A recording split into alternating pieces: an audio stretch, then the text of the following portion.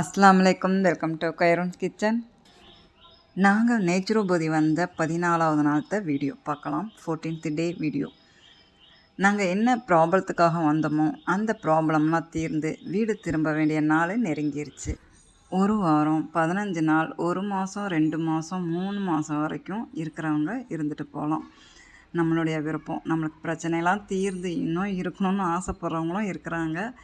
இல்லை எனக்கு பிரச்சனை தீர்ந்துருச்சு நான் கிளம்புறேன்னு சொல்லி கிளம்புறவங்களும் இருக்கிறாங்க.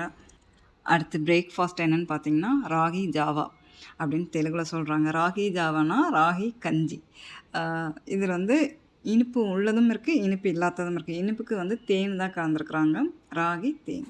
இந்த ஆசிரமத்தில் பார்த்திங்கன்னா ஜென்ஸை விட லேடிஸ் தான் ரொம்ப ஹாப்பியாக ஃபீல் பண்ணுறாங்க. ஏன்னு கேட்டிங்கன்னா வீடாக இருந்தால் காலையிலேருந்து நைட்டு வரைக்கும் வீட்டை கவனிக்கிறது, பிள்ளைங்களை கவனிக்கிறது, சமைக்கிறது, கூட்டுறது, கழுவுறதுன்னு சொல்லிட்டு இந்த மாதிரி டென்ஷன் இருக்கும். இங்கே அப்படியே கிடையாது. இல்லை, டைமுக்கு சாப்பாடு, ஆரோக்கியமான சாப்பாடு கிடைக்கிது.